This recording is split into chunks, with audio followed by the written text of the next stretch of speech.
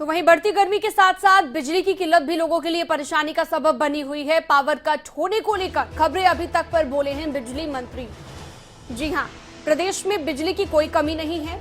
रणजीत सिंह चौटाला की ओर से कहा गया, अधिकारियों को एडवाइजरी जारी कर दी गई है। ये भी रणजीत सिंह ने कहा है कि अगर बिजली की समस्या आती है तो शिकायत करें। प्रदेश की जनता को बिजली कट से निजात दिलवाना ही मकसद है। तो प्रदेश में बिजली की कोई कमी नहीं है, ये रणजीत सिंह की ओर से कहा गया। बिजली मंत्री की ओर से खुद ये खबरें अभी तक पर कहा गया है।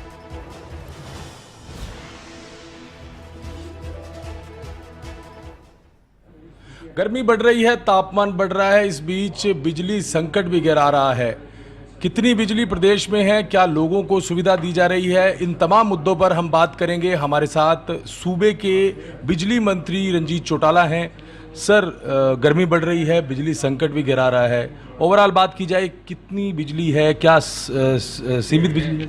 हम पे 12,000 मेगावाट बिजली है और इस वक्त ये हालात हमारे थर्मल अभी जैसे विंडो हमारी जो पानीपत थर्मल है उसकी अभी भी खुली है, कभी भी ले सकते हैं। पर हमें बाहर सस्ती मिल रही है, 3 रुपये 15 पैसे, 3 रुपये 19 पैसे इस करके, क्योंकि महाराष्ट्र में, केरला में, आपका आंध्र प्रदेश में, तेलंगाना में बारिशें होंगी, उधर लोड कम हो गया तो वहाँ की कंपनीज हमें दे रही है। हम चाहे कल ले लें 3-15, तो हमें कोई पावर प्रॉब्लम नहीं है। अगर 15,000 यूनिट भी खपत हो गए तो 15,000 भी देंगे। कल का परसों हाईएस्ट टेम्परेचर था और हमारा जो पावर कंज्यूम हुआ है वो 11,874 यूनिट हुआ है, जो अब तक का हरियाणा बनने के बाद अब तक का रिकॉर्ड है। और 12,000 मेगावाट हम पे तैयार थी, कहीं भी कोई ब्रेकडाउन नहीं। जबकि बराबर ही हालात हैं, चंडीगढ़ में कट लग जाते हैं, पंजाब में तो हालात और ज़्यादा ख़राब है। पंजाब में तो 2 दिन के लिए इंडस्ट्रीज़ भी बैन कर दी गई, इंडस्ट्रीज़ को कोई कनेक्शन, उनको पावर चलने का काम बंद कर दिया गया। वहाँ ऑफिस का टाइम आधा दिन कर दिया गया। इतने टेम्परेचर में इसमें हमारे ऑफिसर्स, हमारे नीचे के कर्मचारी, बहुत मैं उन्हें बधाई देता हूँ, बहुत बढ़िया काम कर रहे हैं। सर, आपकी तरफ से दावा किया जा रहा है कि बिजली कम नहीं है, लेकिन खबरें ये निकल कर आती हैं कि कई गाँव में सब स्टेशन को लॉक कर दिया जाता है बिजली की किल्लत को लेकर।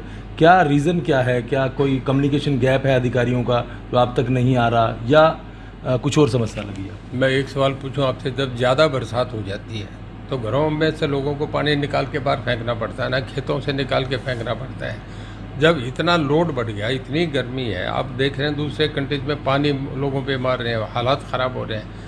इतनी गर्मी में हर घर के एसी ऑन है, हर ट्यूबवेल सारे चल रहे हैं क्योंकि सीज़न है, सारी इंडस्ट्रीज फुल स्विंग में, कोविड के बाद अब चली है।